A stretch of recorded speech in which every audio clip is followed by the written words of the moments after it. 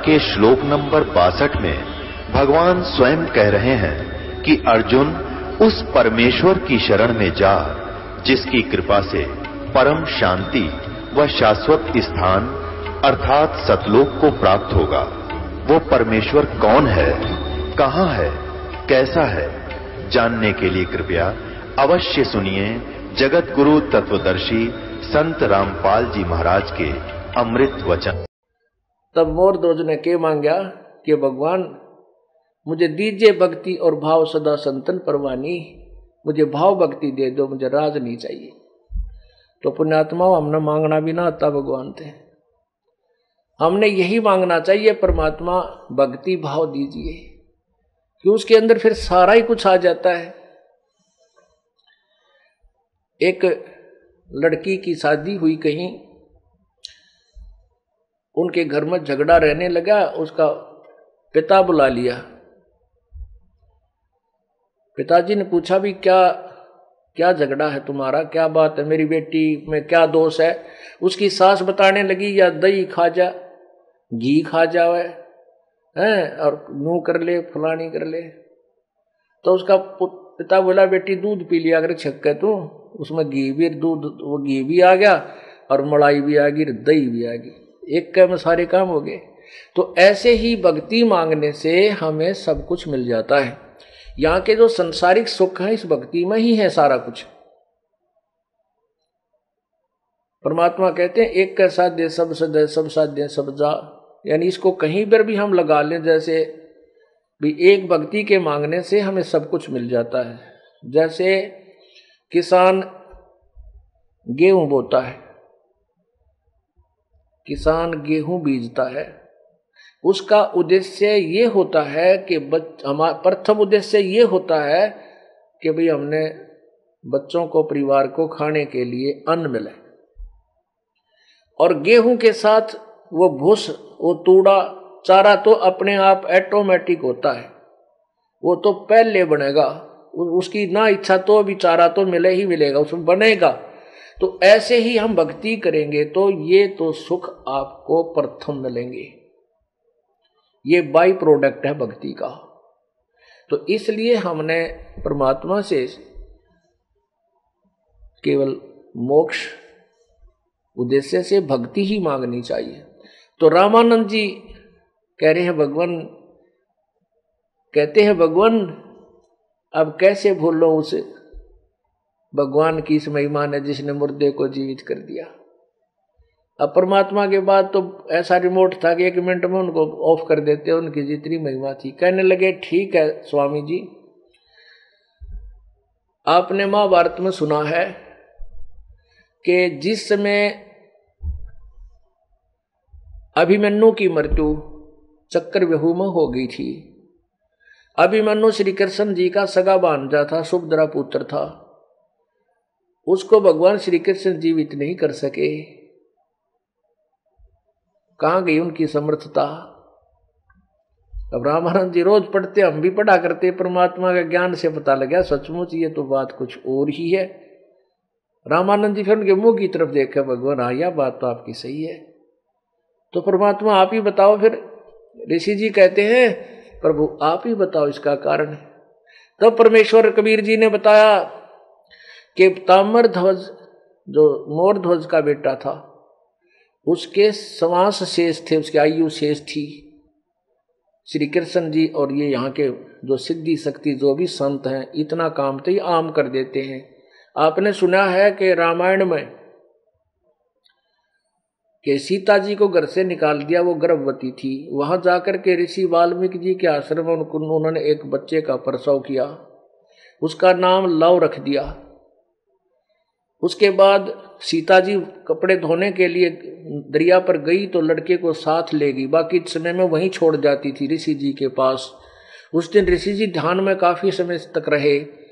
सीता जी ने सोचा कि कोई जंगली जानवर मेरे बच्चे ने ना खा जा, इसलिए साथ उठा लेगी। ऋषि जी की आंखें खुली, समाधि से वो बाहर उठे, भक्ति से जागे तो उन्होंने देखा कि लड़की का लड़का नहीं है। वो ये चिंतित हो गए कि बेटी को ये पता चलेगा कि उसका बेटा मर गया, क्योंकि ऋषि जी को भी पता था कि यहाँ हिंसक जानवर है, अवश्य उठा लेंगे होंगे, नहीं तो बेटी प्रतिदिन यहाँ लड़के को छोड़कर जाया करती थी।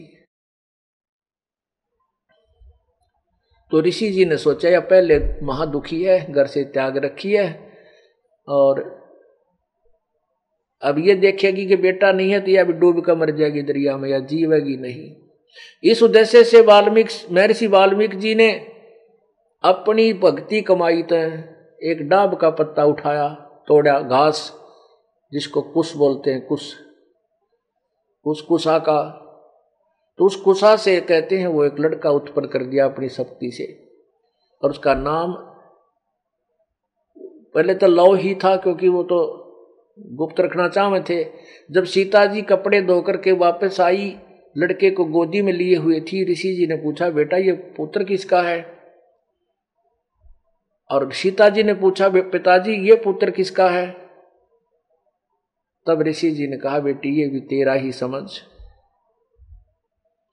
सीता जी ने सारी कहानी बताई कि जी ऐसे ऐसे आज अब भक्ति से उठे नहीं थे, एक बार तो मैं बच्चे को छोड़कर चली गई थी, फिर मेरा दिल नहीं डटा, आप मैं वापस आई तो भी आप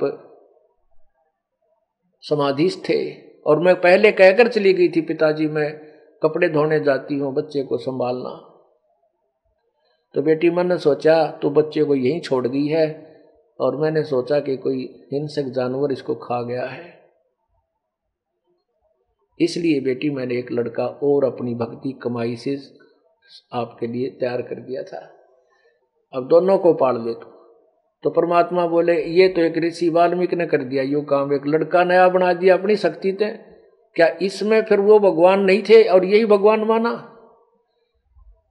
तो श्री कृष्ण परमात्मा बता रहे हैं कि ये भगवान जो संत है, ऋषि हैं, ये जो यहाँ के भगवान हैं, ये आयु नहीं बढ़ा सकते किसी की, ये केवल प्रारब्ध दे सकते हैं। जैसे श्री ताम्रध्वज जो पुत्र था उसकी आयु शेष थी, और इतनी शक्ति इन भगवानों में है कि इस शरीर को ये मर जा तो जीवित भी कर सकते, अगर श्वास शेष है तो। आयु शेष नहीं है तो ये कुछ नहीं कर सकते। इसीलिए अभिमन्यु का प्रारब्ध इतना ही था, चक्कर व्यूह में मरना था, उसकी आयु शेष नहीं थी, इसलिए श्री कृष्ण जी अपने सगे भांजे को जीवित नहीं कर सके। सुभद्रा रो रही थी, टक्कर मार मार के अपने भाई से लिपट लिपट कर उस भगवान श्री कृष्ण के। श्री कृष्ण रो रहा था, यदि वो समर्थ शक्तिशाली होते तो उस बच्चे को जीवित कर देते, उसकी उम्र बढ़ा देते, नहीं बढ़ा सकते। ये तो केवल एक परमात्मा पूर्ण ब्रह्म मैं हूं, कबीर परमेश्वर कहते हैं मैं सब कुछ कर सकता हूं। अब रामानंद जी बड़ा गदगद हो रहे, तेरा गजब हो या तो बात कदे मन में भी ना आई थी कि अभी मनो क्यों ना जीवित किया इसने, मोर दोस्त का लड़का जाके उड़ा बाहर का जीवित करवा दिया, अपनी बहन का बेटा जीवित नहीं उसका।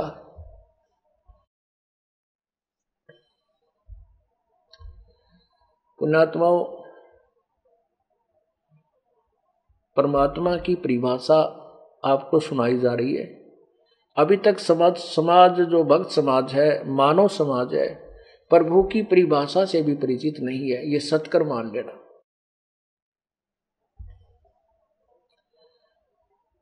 अब देखो, किसी वस्तु के गुण लिखे हैं और वस्तु रखी है, और उसके साथ में दूसरी वस्तु रखी है, उसके भी गुण लिखे हैं, तो दोनों के गुणों को पढ़कर ही उसमें डिफरेंशिएट किया जा सकता है, कौन बहुमूल्य है, कौन कम मूल्य वाली है, न्यून मूल्य की।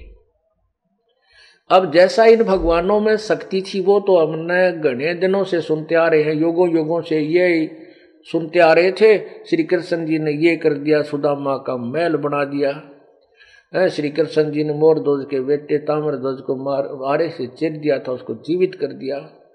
ये तो एक हिंदू समाज, पवित्र हिंदू समाज के अंदर जनसाधारण जुबान पर था और किसी को नकारा नहीं था। जो भी चर्चा करता था तो उसको सेकंड कर देते थे, हाँ बिल्कुल सही है, सभी खुश होते थे, हाँ भगवान ने पढ़े थे।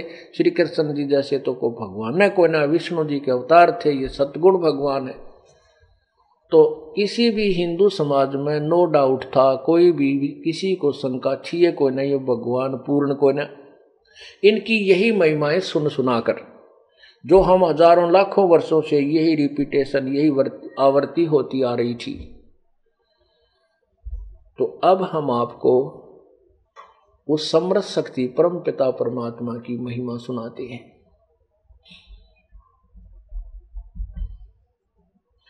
इसी की तुलनात्मक कथा सुनाते हैं उस परम पिता की।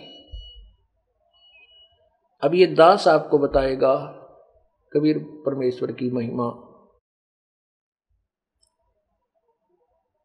पूर्ण परमात्मा कबीर परमेश्वर जी सन 1398 संवत 1455 से सन 1518 और संवत 1575 अर्थात 120 वर्ष तक इस धरातल पर एक मानव जीवन की लीला करते हुए रहे अतिथि रूप में। सन 1398 में वो काशी नगर में एक लहर तारा तालाब में कमल के फूल पर नवजात शिशु का रूप धारण करके प्रकट हुए थे। वो किसी माँ से जन्म उनका नहीं हुआ था। नीरू और नीमा नाम के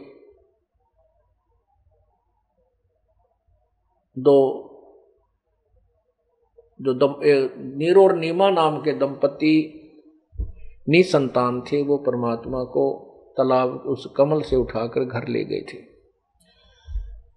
वहां परमात्मा 120 वर्ष तक अपना लीला में शरीर करके एक मनुष्य, एक भक्त, एक तत्वदर्शी संत, एक प्रसिद्ध कवि की भूमिका निभाकर अपने तत्व ज्ञान का प्रचार करके अपनी समर्थता को प्रकट करके सह शरीर सतलोक चले गए थे। मगहर से, मगहर जो उत्तर प्रदेश में एक मगहर रियासत था पहले, अब वहाँ वो एक कस्बा सा है। ये दास वहाँ देख कर आया है सैकड़ों भक्तों के साथ जाकर के।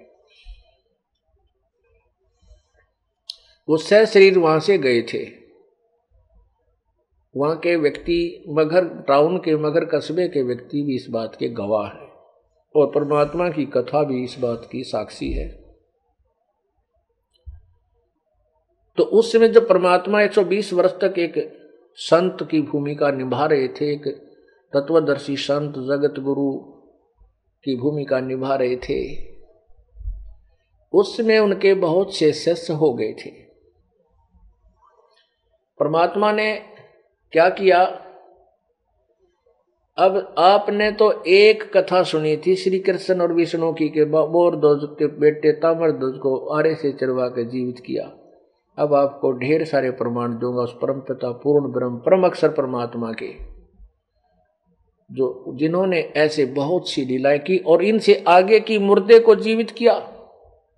जो ऋग्वेद मंडल नंबर 10 सूक्त नंबर 161 161 में 61 के मंडल में और मंत्र नंबर सूक्त 161 में और मंत्र नंबर 2 उसमें यहां तक कहा कि यदि कोई व्यक्ति मर जाता है और उसकी आयु शेष नहीं, वो परलोक भी चला गया, शरीर छोड़ गया है, उसको भी परमात्मा पूर्ण ब्रह्म वापस जीवित करके 100 वर्ष की यानी जितने लंबे से लंबी आयु दे सकता है, क्योंकि मनुष्य की आयु 100 वर्ष लेकर चले हैं कलयुग में।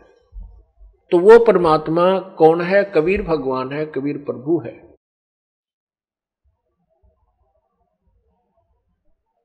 कबीर प्रभु क्या कहा करते थे? हिंदू और मुसलमानों को समझा करते थे, तुम काल के द्वारा डिवाइडेड हो, तुम एक पिता की संतान हो। काल देखो, विचार करो, चलो मुसलमान भाई तो नहीं मानते हो पुरानी हिस्ट्री को, हिंदू तो मानते हो। सतयुग में कोई धर्म नहीं था, त्रेता में कोई और धर्म नहीं था, और द्वापर में कोई भी दूसरा धर्म नहीं था। अब कलयुग में ये कितने धर्म बना दिए, काल ने बना दिए, क्योंकि अब ये मोक्ष पर जो लगा हुआ बैन था, यो बैन उठना था और काल का और परमात्मा का संवाद हुआ था। काल ने इसी उद्देश्य से हमको इतना भ्रमित और अज्ञान में भर दिया और डिवाइड कर दिया, अलग अलग ग्रुप बनवा दिए। ये हिंदू हैं, ये सिख हैं, ये मुसलमान हैं, ये ईसाई हैं। और सिखों में लट्ठम लट्ठा, हिंदू मार काट, मुसलमानों को मार रहे, ईसाइयों की ब्रांड मैटी।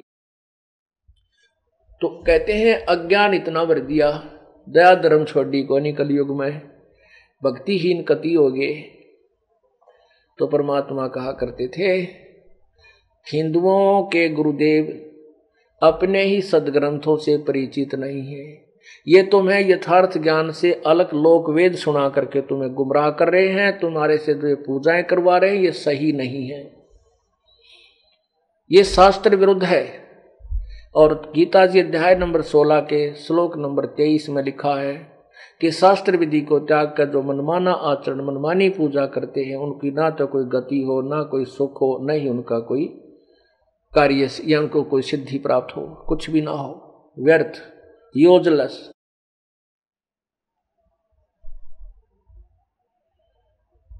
हिंदुओं को कहा करते थे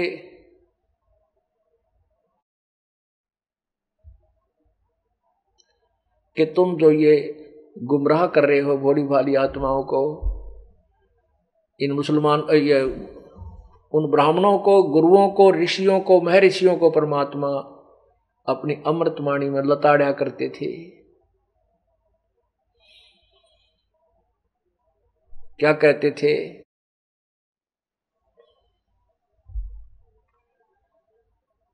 अरे भोली सी दुनिया गुरु बिन कैसे सरिया, रे भोली सी दुनिया सतगुरु बिन कैसे सरिया।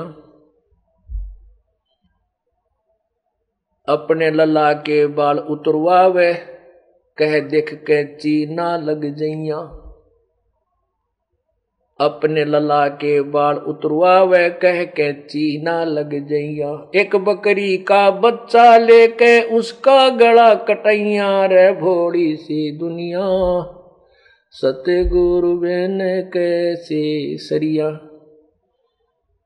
हिंदू समाज में एक बलि चढ़ाने की बीमारी इन नकली संतों ने ला दी। कुछ तो दिमाग तक काम लेना चाहिए हमने। यहाँ हिंदू हरियाणा में एक गुड़गांव वाली माता है, पहले इस पर बकरे चढ़ा करते, तो थोड़ा फर्क इतना कर दिया, समझदार समाज होने लग गया कि बकरे को कटवाते को ना, उस बकरे को वैसे 50-100 बकरे रखते हैं और उनको 100 रुपये देकर बकरे वालों से ले आते हैं। वो पुजारी तो ही पकड़ा दे, वो पुजारी वापस फिर बेच दे उसको उन्हीं ताई।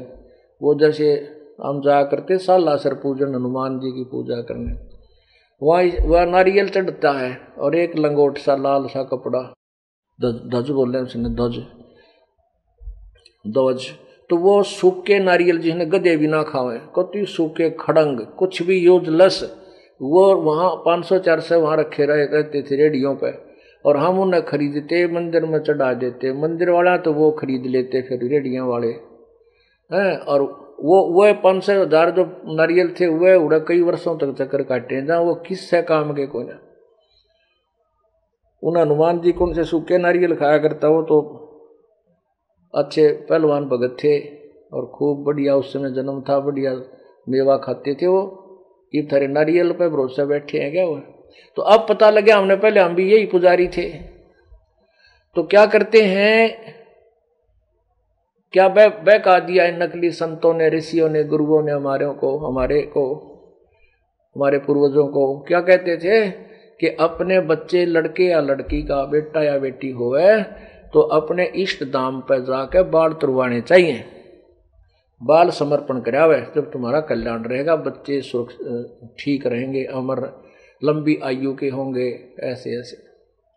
तो उसी निर्देश के आधार पर बुढ़िया अपने पुत्र वधू को और साथ में पोते या पोती जो नवजात शिशु होता उसको लेकर जाती गुड़गांव वाली पे, या बनभौरी है यहाँ पर, बनभौरी पे,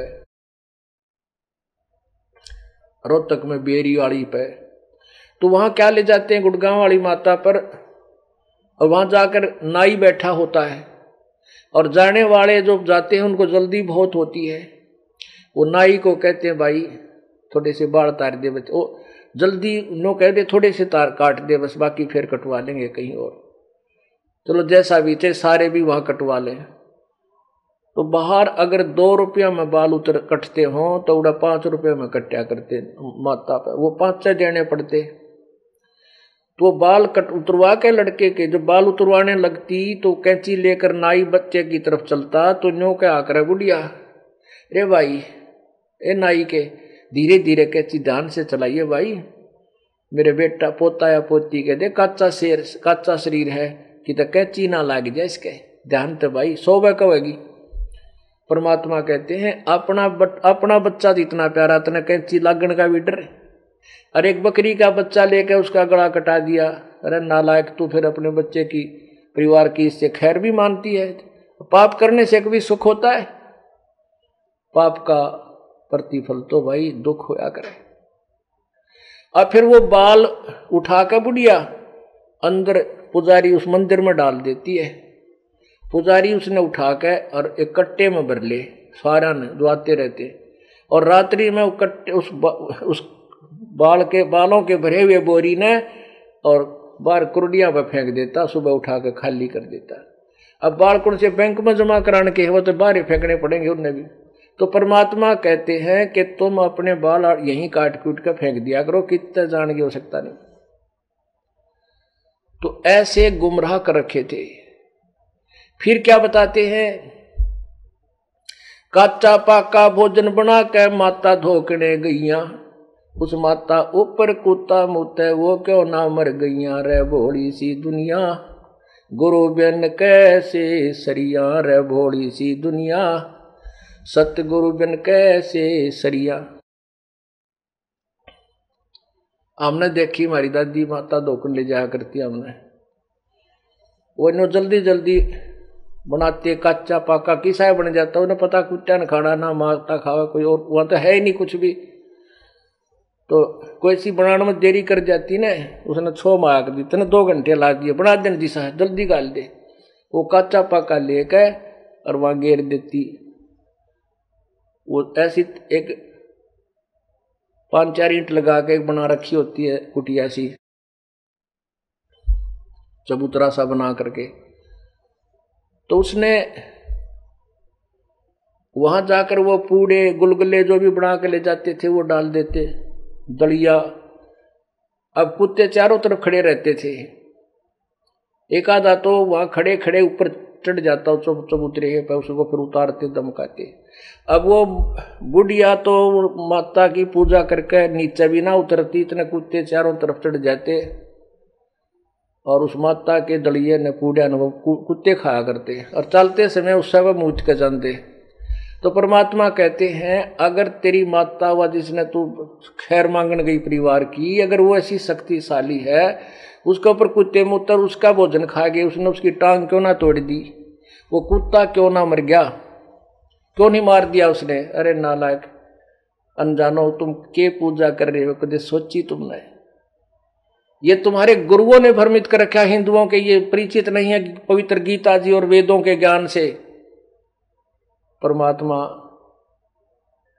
चौराहे पर खड़े होकर आवाज लगाया करते थे, गुरुआ गाम बिगाड़े संतो गुरुआ गाम बिगाड़े, ऐसे कर्म जीव का ला दिए ईव झड़े ना झाड़े। फिर क्या बताते हैं कि जीवत बाप गेल लट्ठम लट्ठा मुए गंग पुचैया, जब आवे आसोज का महीना फिर कौआ बाप बनैया, रे भोड़ी सी दुनिया गुरु बिन कैसे सरिया, रे भोड़ी सी दुनिया गुरु बिन कैसे सरिया। अब क्या बताते हैं भगवान कि अपने माता पिता की जब वो जीवित हैं तब सेवा करो, उनको उतना प्यार दो जितना तुम्हारे को जब वो बालक से तुम थे माँ बाप ने कितना प्यार दिया था आपको। इतना ही प्यार की वो डिजर्व करते हैं, इतना ही प्यार की वो आशा रखते हैं कि हमें हमारे बच्चे बुढ़ापे में इतना ही लाड करें, इतनी हमारी सेवा करें। अब जीवित बाप के तो लट्ठम लट्ठा, उसकी कदर नहीं करते, और मरने के बाद उसके अस्थियों को और फिर गंगा में डाल के आवेंगे। अरे तेरा गजब। अब उस अस्थिया ने कितना फूक दो वो तो राख होगी।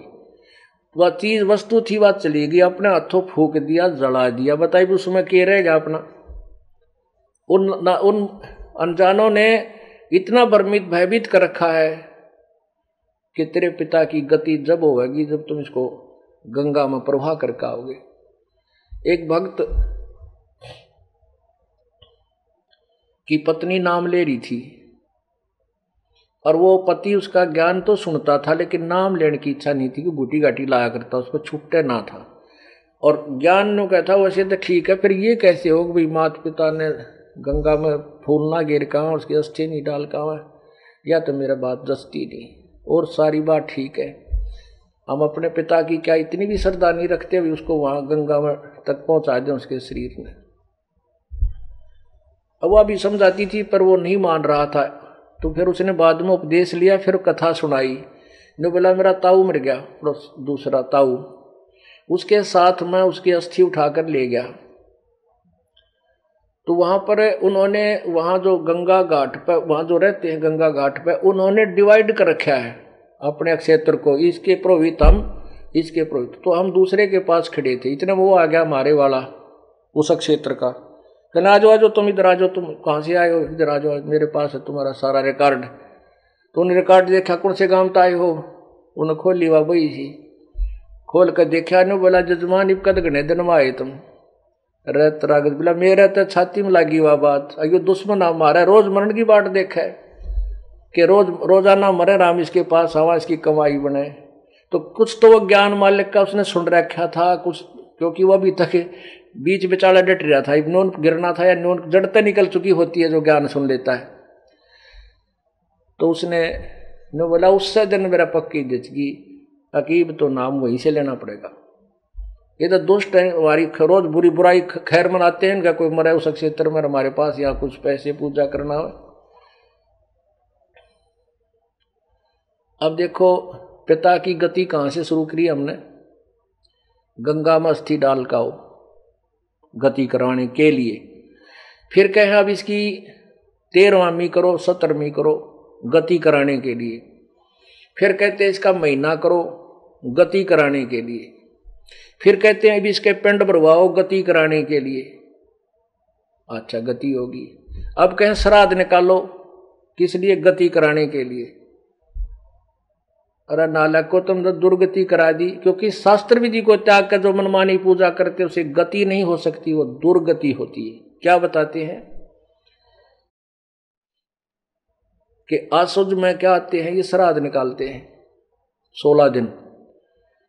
और उसमें जब श्राद्ध निकालने आते हैं गुरुजी, वो क्या कहते हैं कि ये जो भोजन बनाया है ना पहले ऊपर छत पर रखो, छत पर थोड़ा सा, और कौवा जो भोजन खा गया तो समझो तुम्हारा श्राद्ध सफल है। क्यों? क्योंकि तुम्हारा पिता कौवा बना हुआ है।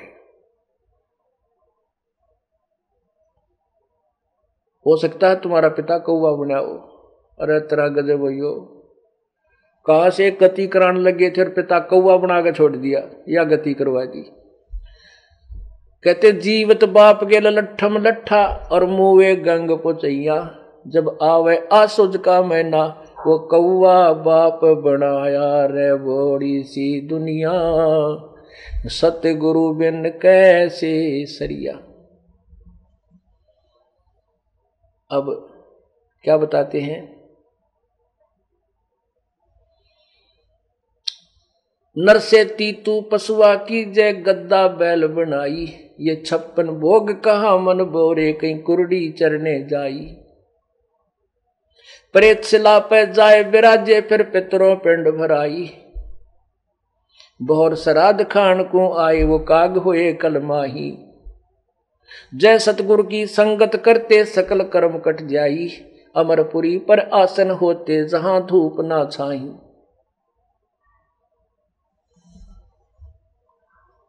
अब परमात्मा कह रहे हैं कि यदि तुम सतगुरु की संगत करते, पूर्ण संत की शरण में आ जाते, ना तक तुम भूत बनते, ना तुम्हारे श्राद्धों की आवश्यकता पड़ती, और ना तुम्हारा बाप कौवा बनता। जय सतगुरु की संगत करते ये सकल कर्म कट जाई।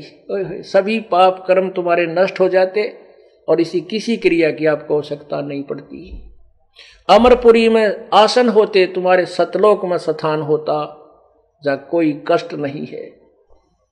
इसी प्रकार पर इसी प्रवचनों से, परमात्मा के इस यथार्थता से और इस कड़वी सत्य से, इस कुनीन से वो हिंदुओं के गुरु नाराज हो गए और कहने लगे ये कबीर तो अशिक्षित है, ये जुलाह है, छोटी जाति का है, ये हमारे ब्राह्मणों की निंदा करता रहता है, गुरुओं की निंदा करता है, ये क्या जाने सदग्रंथों के विषय में, इसको मार दो, ऐसे है, इसकी बात मत सुनना।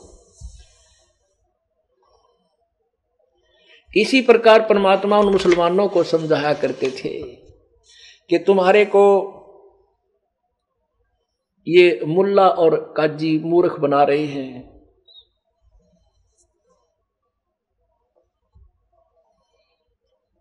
क्या बताते थे? उन काजियों को लताड़ा करते थे प्रभु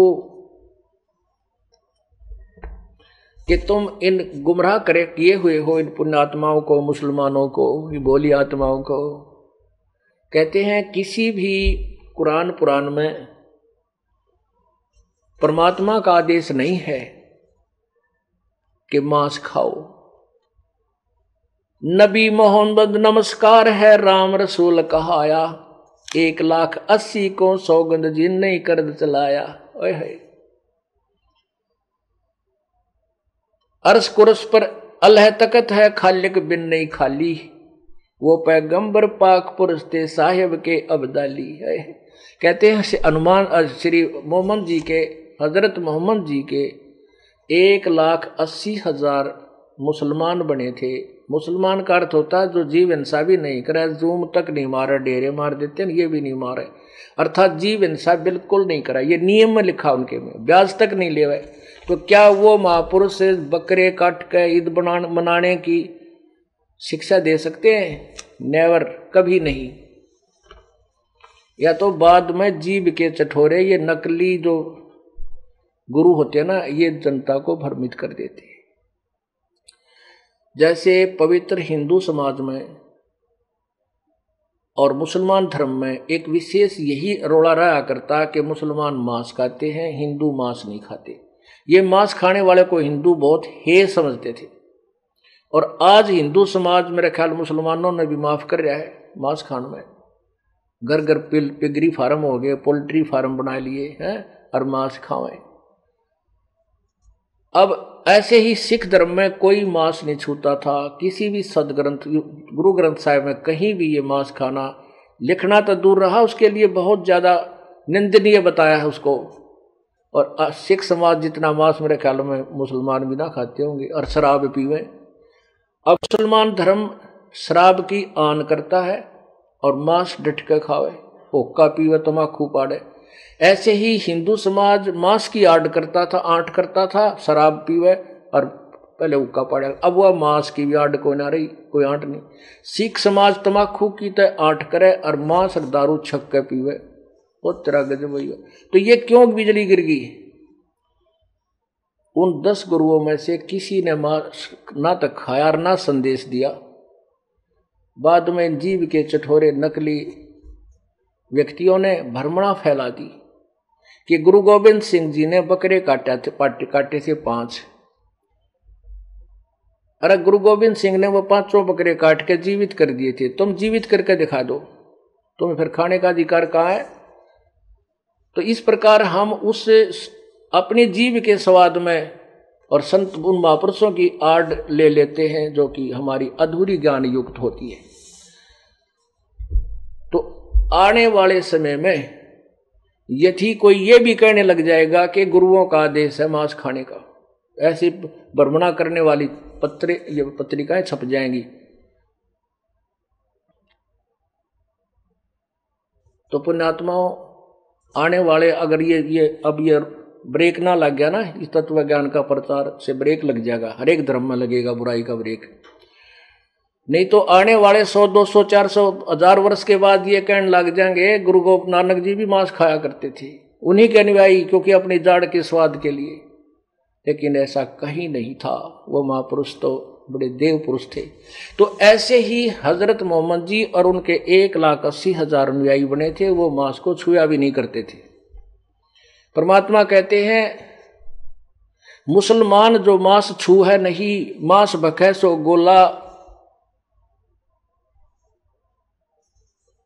तो इस प्रकार परमात्मा उन्हें समझा करते थे कि नबी मोहम्मद नमस्कार है, वो तो आदरणीय महापुरुष हुए हैं। और वो राम रसूल कहाए और 1,80,000 को सौगंध जिन नहीं करत जलाए, वह पैगंबर पाक पुरुष थे साहिब के अब्दाली। वो तो परमात्मा के विशेष कृपा पात्र थे वो महापुरुष, और तुम उनकी आड़ लेकर उनका नाम लेकर के कैसा जुल्म कर रहे हो। अब उसके ऊपर इन काजी और मुल्लाओं को परमात्मा लताड़ा करते थे। कैसे?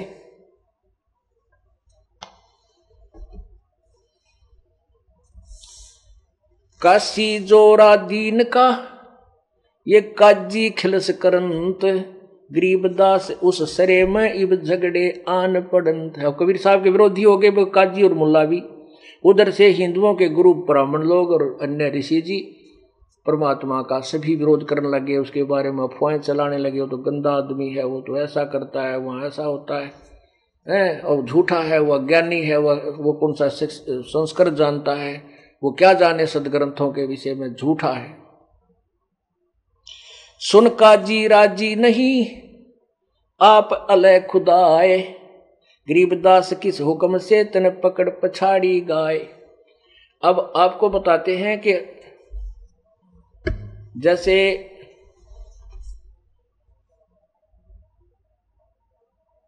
ईसाई धर्म और मुसलमान धर्म के अनुयायी पवित्र बाइबल को आदर की दृष्टि से मानते हैं और सत्य मानते हैं।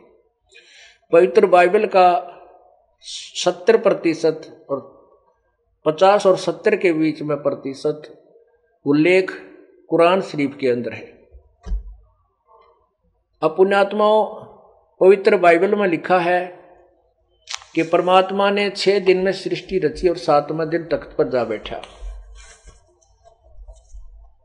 और कुरान शरीफ उसको सेकंड करती है कि ऐसा ही हुआ। तो उस 6 दिन में सृष्टि रचकर 7वें दिन तख्त पर बैठने वाले परमात्मा तो अपने तख्त पर चले गए। वो तो तख्त पर चले गए अपने, वो तो उसके बाद काल ने बागडोर संभाल ली। उसके बाद यदि पुराण में या कुरान में या किसी और बाइबल में मांस खान का संदेश है, पूर्ण परमात्मा का नहीं है, वो अन्य देवों का है, फरिश्तों का है, जो भगवान के विधान के विरुद्ध है। अब आपको संकेत दिखाते हैं कि पवित्र बाइबल में मांस, किसी भी प्राणी को, जंगली जानवरों को भी मांस खाने का अधिकार नहीं, आदेश नहीं है। सतयुग में शेर भी मांस नहीं खाते थे, वो फलो आहार करते थे। या कुछ ऐसे वृक्ष होते हैं जिनमें पंजे कोई काट दे, उसमें दूध बहता उनसे, बहुत सुंदर, वैसे बहुत अच्छा उनमें पदार्थ निकलता है। और भी जैसे गन्ने हैं, ये बहुत ऊंचे ऐसे बहुत प्रकार के पदार्थ जिनको ये शेर भी उनको खाते थे और इन पंजों को पाड़ लेते थे, उससे वृक्ष की छाल को, उससे वो आहार करते थे। आने वाले समय में सभी हिंसक होते जा रहे हैं। मनुष्य लागे खाने, बता जीव तक क्यों नहीं खा, वो शेर क्यों नहीं खाएंगे। तो ऐसे देखिएगा ये पवित्र बाइबल। पुण्यात्मा, हमने इस तत्व ज्ञान को गहराई से समझना है, नहीं तो कोई डगमग करके हमें फिर काल के जाल में रख लेगा। ये देखिएगा पवित्र बाइबल, संपूर्ण जीवन अध्ययन बाइबल। और ये कहाँ से छपा है? Printed in India. ये है general edition, Donald C stamps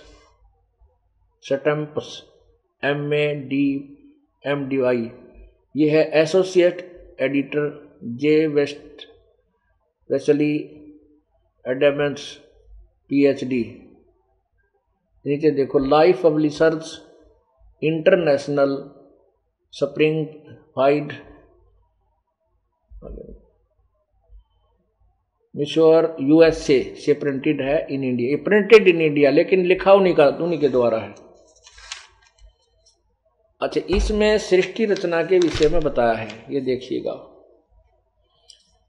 हम पहले ये दिखाते हैं कि एक तो प्रत्येक धर्म में ये अज्ञान फैला हुआ है कि भगवान निराकार है। हिंदू उसको निराकार कहते हैं, मुसलमान उसे बेचून कहते हैं, ईसाई उसे फॉर्मलेस कहते हैं, और सिख भी निरंकार कहते हैं कि भगवान एक निरंकार है।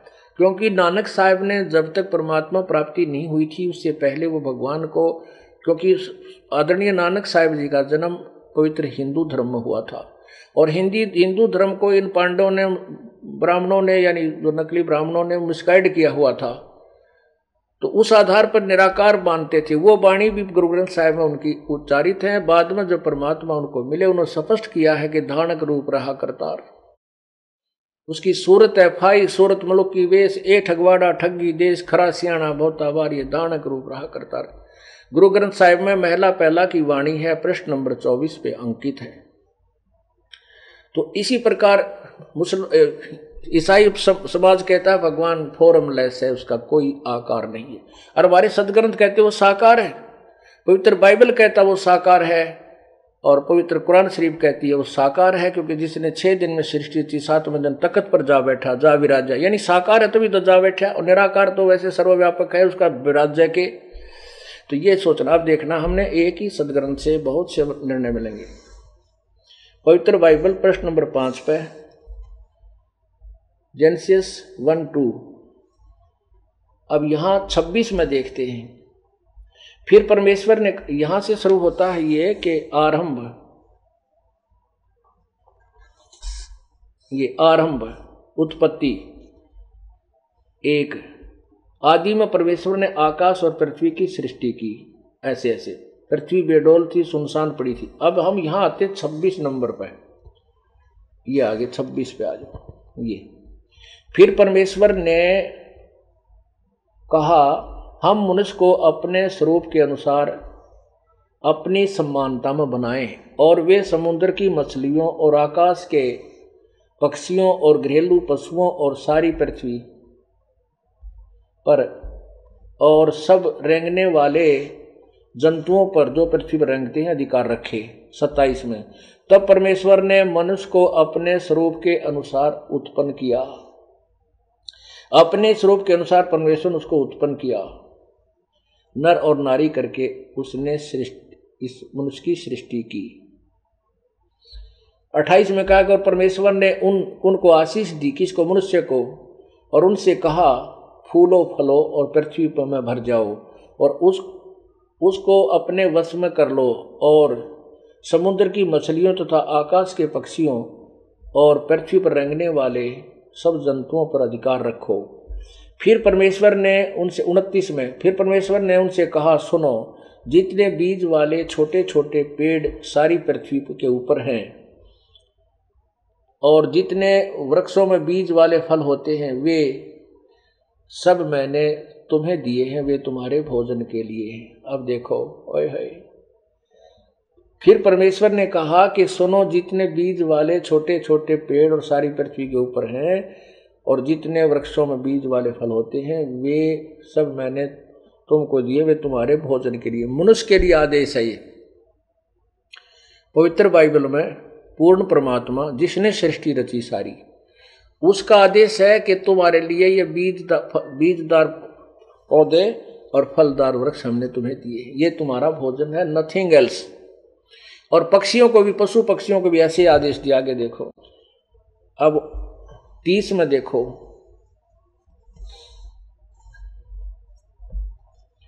और जितने पृथ्वी के पशु और आकाश के पक्षी और पृथ्वी पर रेंगने वाले जंतु हैं, जिनमें जीवन का प्राण है, उन सब को खाने के लिए मैंने सब हरे हरे छोटे पेड़ दिए, और वैसा ही हो गया। तब परमेश्वर ने जो कुछ बनाया था वो देखा, तो क्या देखा कि वह बहुत ही अच्छा है। तब सांझ हुई, फिर भोर हुआ, इस प्रकार ये 6वां दिन हो गया। अब यहाँ क्या, परमेश्वर ने अपने काम से जो करता था 7वें दिन समाप्त किया और उसने अपने पूरे काम से 7वें दिन विश्राम लिया किया। ठीक है, अब क्या हो गया कि भगवान ने, पूर्ण परमात्मा ने, जिसने सृष्टि रची, उसने किसी भी व्यक्ति या प्राणी को मांस खाने का, हिंसा करने का आदेश नहीं दिया। अब यही प्रमाण देखो आप, आज ही एक भक्त ने हमें प्रार्थना की थी उनसे, तो उन्होंने आज ये इंग्लिश प्रिंटेड, इंग्लिश लैंग्वेज में पवित्र बाइबल लाकर दिया है। ये आपको इसमें भी दिखाते हैं, सेम टू सेम स्टेटमेंट। ये देखिएगा, गॉड न्यूज बाइबल,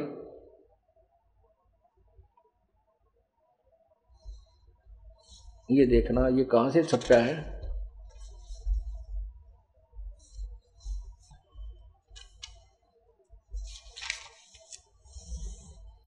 ये देखिएगा, ये लिखा इन्होंने कि न्यूयॉर्क में 1966 में, 1971 में और 1976 में, 4th एडिशन 1976 में, maps, British Korean Bible society 1976 1979 वाले ने छपवाया है।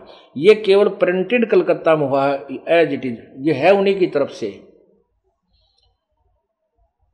तो अब हम इसमें देखते हैं, ये देखिएगा,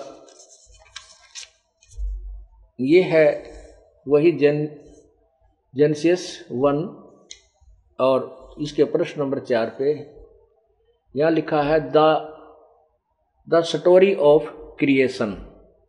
अब हम इसके, ये वही है, in the beginning when God created the universe the earth was formless, यानी इसका कोई विशेष आकार नहीं था, एंड डिसोलेट। अब यहां हम इसके 26 में आते हैं, उबड़ खाबड़ थी पृथ्वी, वो मतलब उससे मिलाया हमने जो पहले हिंदी में लिखा था। अब 26 में देखें, then God said and now we will make human beings they will be like us, यानी मेरे जैसे होंगे, हमारे जैसे, एंड रिसेंबल यानी अस, यानी मेरे से ही मेल खाते, उनका शरीर मेरे जैसा ही होगा। फिर पढ़ियो, they will be like us, भगवान कह रहा है, और and resemble us, they will have power over the fish and birds and all the animals domestic and world large and small. So God created human beings, ये मनुष्यों को कैसा बनाया, making them to be like himself, he created them male and female. उन्होंने नर नारी करके उनकी उत्पत्ति की, और भगवान ने 3 बार लिखा है इसमें भी कि भगवान ने मनुष्य को अपने जैसा बनाया, अपने स्वरूप जैसा, जो का त्यों। और आगे भी यही लिखा है, उनको खाने के लिए कोई आदेश और नहीं है। ये देखिएगा भाइयों, 6वां दिन हो गया से। आगे देखो, ये लिखा है कि God looked it everything he had made, then he was very happy pleased, evening passed and morning came, that was the 6th day. हाँ, आगे देखो, इसी में लिखा है कि आगे इन्होंने क्या क्या खाने को लिए दिया है, यहां देखना। ये फिर आगे 28 में, blessed them and sad have many children so that your descendants will live all over the brings in under their control. I am putting you in the charge of fish and birds and all the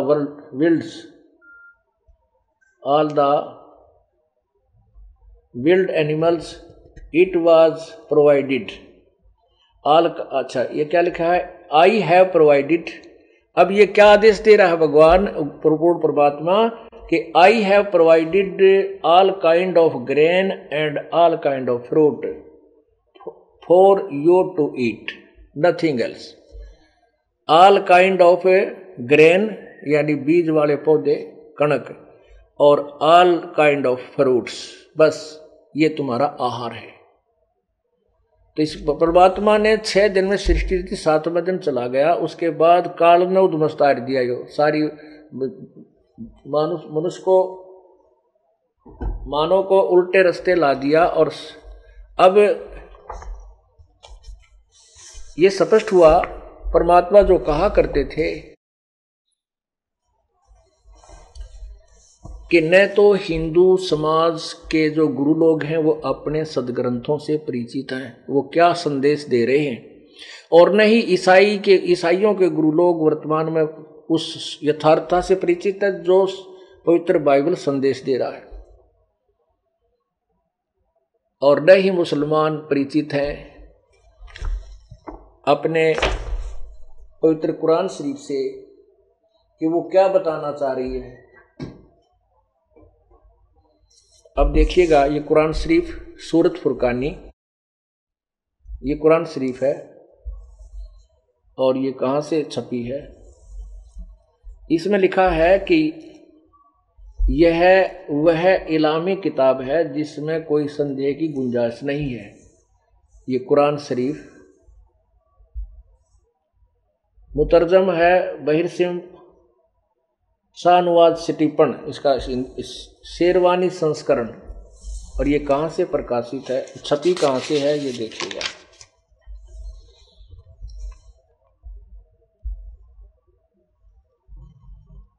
प्रकाशक है लखनऊ किताब घर, मौसम बाग Sitapur road Lucknow.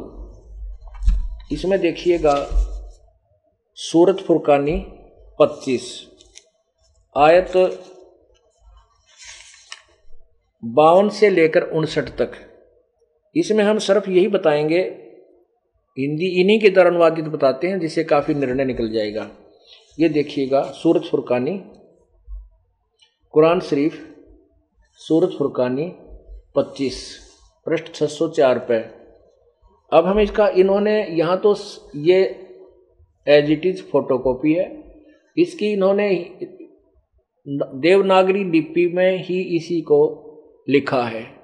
लिपि देवनागरी है, भाषा यही है अरबी। और इन्होंने यहाँ लिखा है 52 में नीचे, फला तुतियल काफिरन व जहादम बही जिहादन कबीरन, ये कबीर शब्द लिखा है।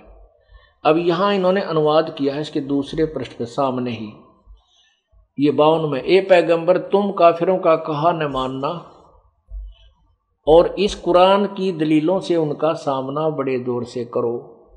अब क्या कह रहा है, गीता यानी कुरान शरीफ का ज्ञान देने वाला अल्लाह, जिसको मुसलमान धर्म और हजरत मोहम्मद अपना खुदा मानते हैं, कि खुदा ने कुरान शरीफ का ज्ञान बोला और हजरत मोहम्मद जी के अंदर से प्रेरणा करके, वो अंदर से बोलते थे, प्रवेश करके भी बोलता था और बाहर से फरिश्ते भी आकर ज्ञान देते थे। तो वो ज्ञान दे रहा है हजरत, कहते वो संदेश भगवान का ही था, चाहे फरिश्तों ने सुनाया, चाहे हजरत मोहम्मद के अंदर से आवाज आई, चाहे किसी ने किसी प्रकार भी कुरान शरीफ में लिखा, ये आदेश कहते भगवान का है, उस अल्लाह का है जिसको ये मुसलमान धर्म अपना भगवान, अंतिम भगवान मान रहे हैं।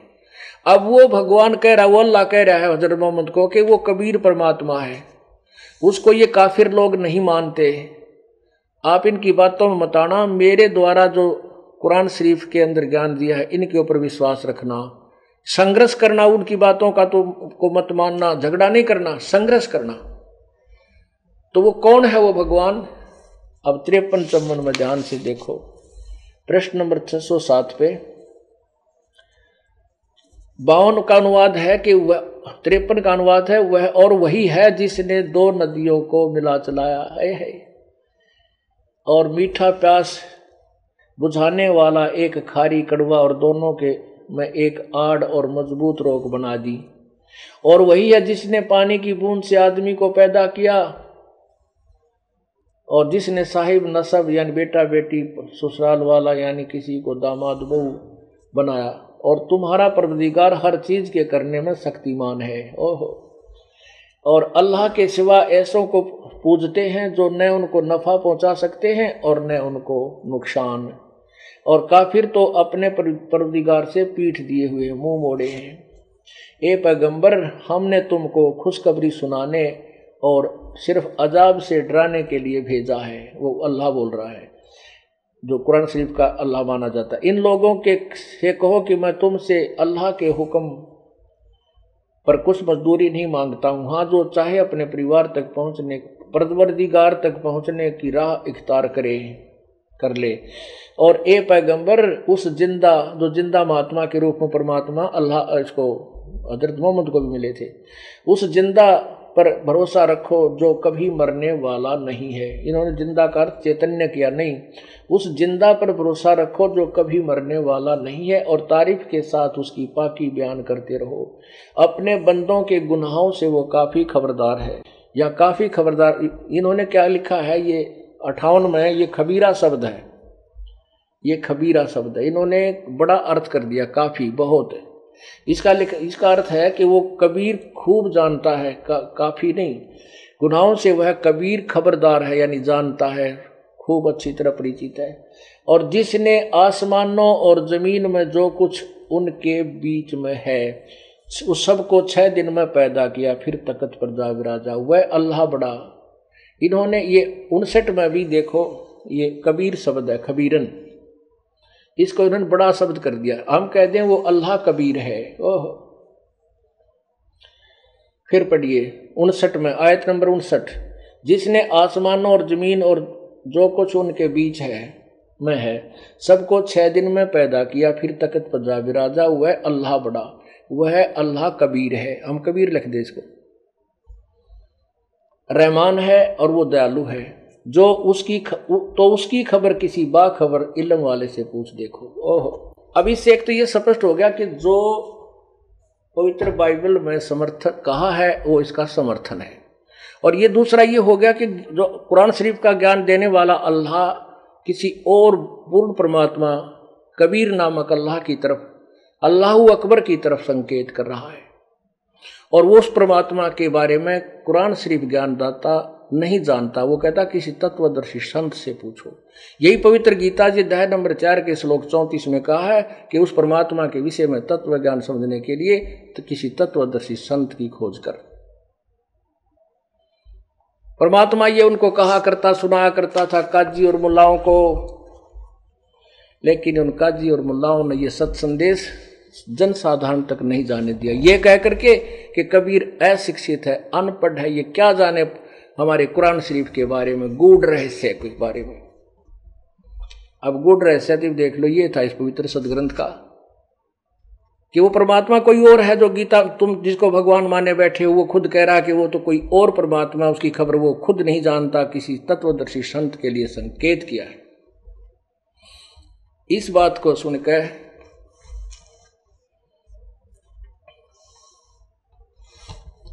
ये काजी और मुल्ला परमात्मा के शत्रु बन गए।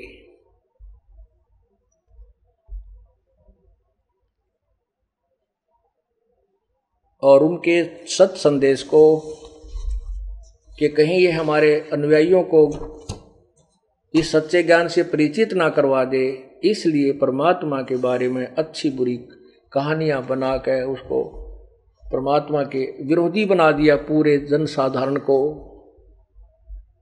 और वो परमात्मा के विरोध करने लगे। और किसी दिन समय आने पर एक सिकंदर लोधी से उनकी शिकायत की गई। बोलो सतगुरुदेव। कर जोरूं विनती करूं, धरूं चरण पर शीश, गुरु राम देवानंद जी महाराज ने दियो नाम बख्शीश। कोटि कोटि सिजदा करूं, कोटि कोटि प्रणाम, चरण कमल में राखियो मैं बांधी जाम गुलाम।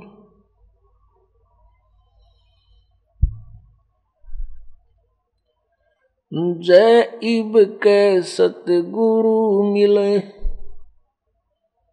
सब दुख आँखों रोए।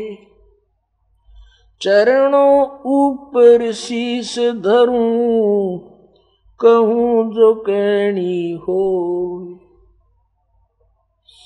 कबीर गुरु जी मिलेंगे, पूछेंगे कुशलात, आद अंत की सब कहूं, अपने दिल की बातें। गुरु जी तुम ना भूलियो, चाहे लाख लोग मिल जाएं, हमसे तुमको बहुत है, तुमसे हमको नाई। तुमरे विसारे क्या बने, मैं किसकी शरण में जाऊं। शिव वृंच मुनि नारदा, तिनके हृदय न समाऊं। अब गुण किए तो बहुत किए, करत न मानी हारे। बावे बंदा बख्श दियो, बावे गर्दन उतारे। अब गुण मेरे बाप जी, बख्शो गरीब नवाज। जो मैं पूत कपूत हूँ, बहुर पिता को लाज। मैं अपराधी जन्म का, नक्शक बरे विकार। तुम दाता दुख भंजना, मेरी करो संवारी। कुत्ता तेरे दरबार का, मोतिया मेरा नाम।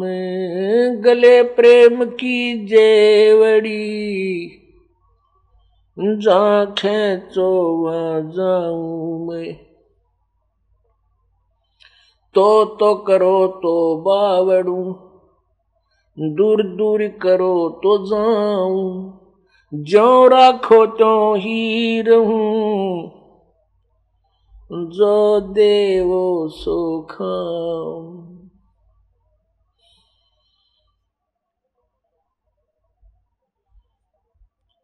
सब पदवी के मूल हैं, सकल सिद्धि हैं तीर।